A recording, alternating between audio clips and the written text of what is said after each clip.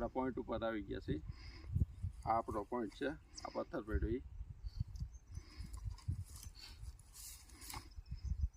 અને ઊંડાઈ પણ આપણા નારિયેળના પ્રેશર ઉપરથી જ આપી શકીએ છીએ કે નારિયેળનું પ્રેશર કેટલું છે એનાથી આપણે ઊંડાઈ આપી શકીએ છીએ।